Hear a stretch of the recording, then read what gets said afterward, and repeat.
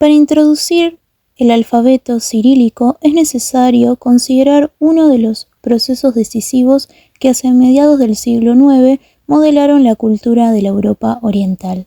La misión que los hermanos Constantino, luego llamado Cirilo, y Metodio emprendieron hacia la Gran Moravia.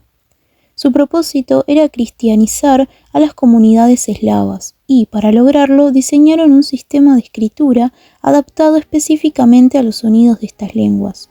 Con ello incorporaron al mundo cristiano un repertorio gráfico inédito y al mismo tiempo una cuarta lengua litúrgica que desafiaba la idea de que solo el hebreo, el griego y el latín tenían carácter sagrado.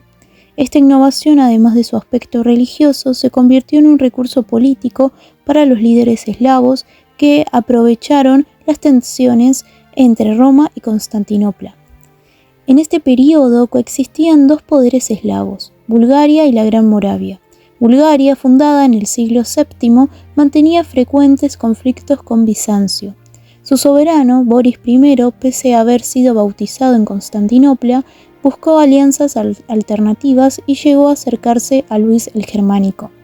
Esta maniobra inquietó a los moravos, quienes por su parte establecieron contactos diplomáticos tanto con el rey franco Carlos el Calvo como con el emperador Miguel III. Fue en este contexto cuando el príncipe Rastislav solicitó a Bizancio el envío de misioneros capaces de predicar en una lengua comprensible para su pueblo, con el objetivo de contrarrestar la creciente influencia del clero latino asentado en la región. Cirilo y Metodio fueron elegidos para esta misión debido a su sólida formación y a su profundo conocimiento del eslavo. Nacidos en Tesalónica, ciudad con una marcada presencia eslava, pertenecían a una familia acomodada vinculada a la administración imperial.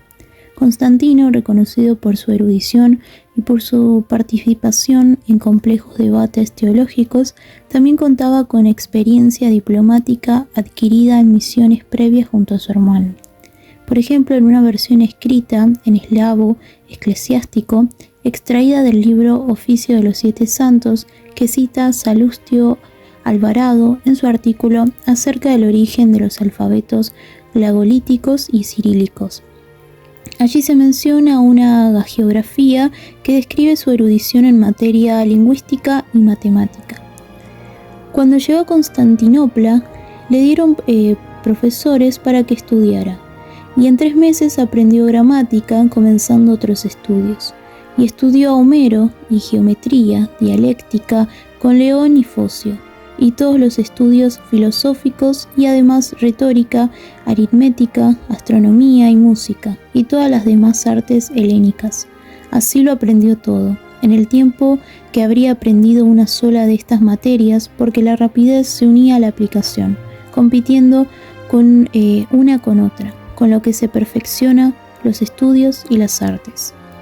Para la misión morava, Cirilio creó el alfabeto glagolítico, un sistema gráfico netamente original que, aunque inspirado en parte en el modelo griego, presentaba formas poco comunes y difíciles de comparar con escrituras precedentes.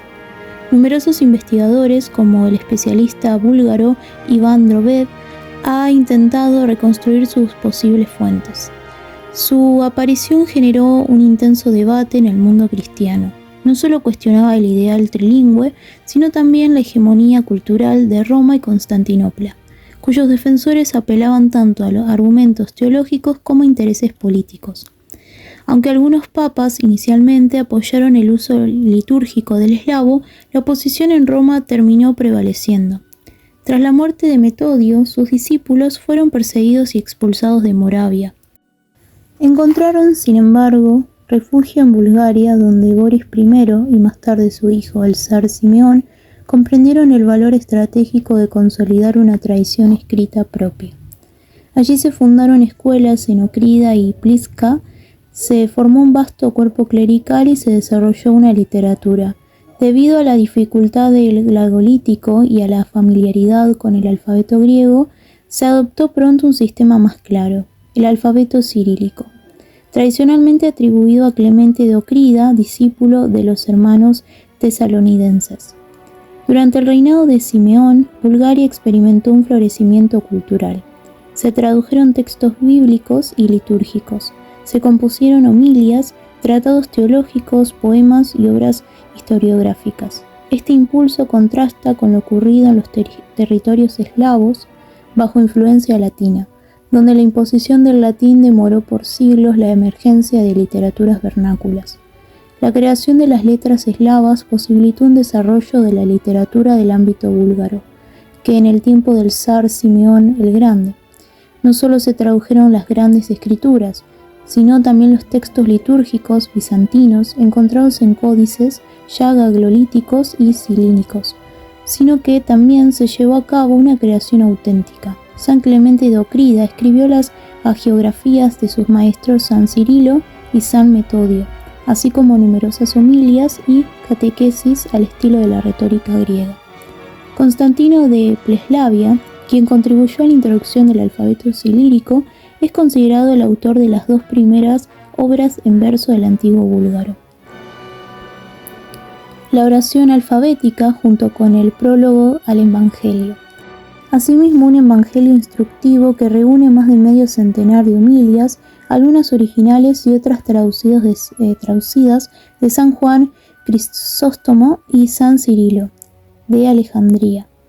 A ello se suma una crónica redactada a la manera de los historiadores bizantinos. Existen dos obras importantes que son el Naxamerón de Juan Exarca, texto basado en los trabajos de San Basilio, y Severiano de Gabala, que cuenta con una descripción del Palacio Real de Preslavia, la capital búlgara de entonces. Del mismo periodo data el Tratado sobre las Letras, en la cual un autor anónimo, probablemente el propio Simeón, oculto bajo el seudónimo de monje intrépido, formula una vehemente defensa de la creación de las letras eslavas frente a las objeciones de los partidarios del ideal trilingüe. De forma paralela, los bogomilos, que fue un movimiento herético opuesto al orden eclesiástico y político, generaron una abundante literatura apócrifa, entre lo que destacan el libro secreto o evangelio apócrifo de San Juan, la leyenda sobre la creación del mundo y diversos relatos vinculados a la tradición dualista. La cristianización de la Rus de Kiev en el año 988 y la adopción del rito eslavo favorecieron, por su parte, el atisbo de la antigua literatura rusa.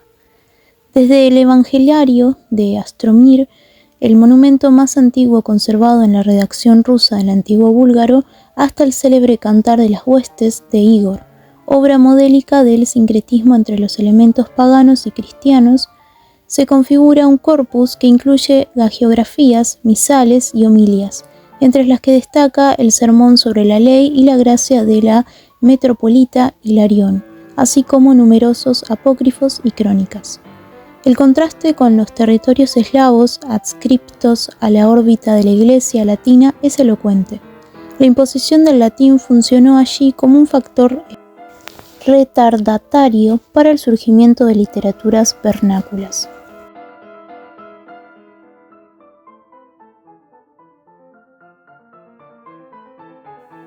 La polaca no se consolida hasta el siglo XVI, la checa apenas cuenta con glosas aisladas en el siglo XI y solo adquiere fuerza con el movimiento husita. En la literatura eslovaca tardía no inicia su desarrollo hasta la Ilustración con Anton Bernolak, alcanzando su estabilización definitiva en el siglo XIX gracias a Ludovic Stur y sus precursores.